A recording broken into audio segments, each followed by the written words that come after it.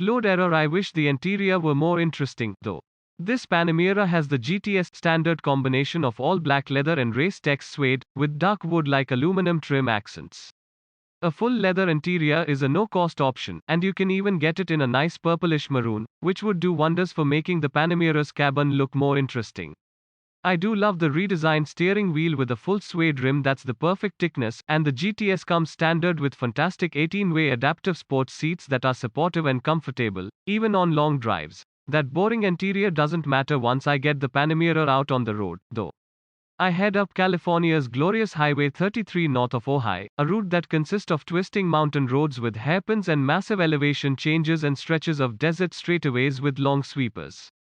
The GTS engine provides the perfect amount of power and response, with loads of torque available at a moment's notice all the way up to the 6,800 RPM redline. The PDK transmission snaps off quick shifts without drama, and I'm able to power out of corners with my foot to the floor without reaching extra-legal speeds. Yeah, it's a quick car. Porsche quotes a 3.7-second 0 to 60 mph time, but it never feels too much for the street. The V8 sounds awesome through the standard sport exhaust system, with a nice burble at idle that builds to a throaty roar.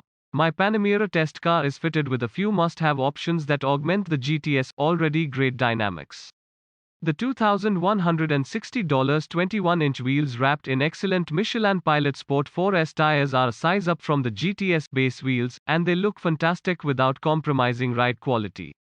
Every Panamera GTS has an adaptive air suspension with a slightly lowered ride height, but my car has the $5,010 Porsche Dynamic Chassis Control that adds torque vectoring and a 48-volt active anti-roll bar system. Most important is the $1,650 rear axle steering system, which improves agility in the corners and makes the Panamera way easier to drive in the city. I'd never buy one without it. The Panamera GTS is a marvel in the corners.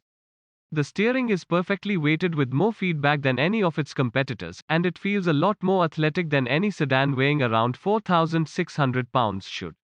The chassis soaks up bumps and bad road surfaces even with the suspension in the sportiest mode, and with the help of the optional torque vectoring system, the Panamera is always sure-footed with tons of grip while still allowing for a bit of slip and fun in the corners.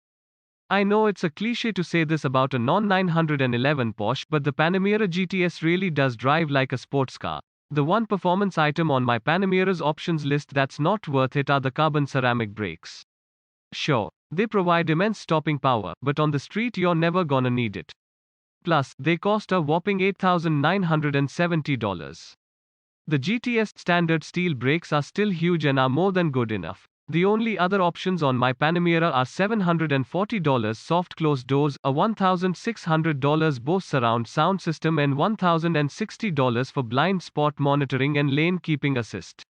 It rings in at $152,680, still $26,370 less than a Turbo S in my eyes. There's only one other competitor that really poses a problem for the Panamera GTS sedan, and it's also from Porsche's own lineup.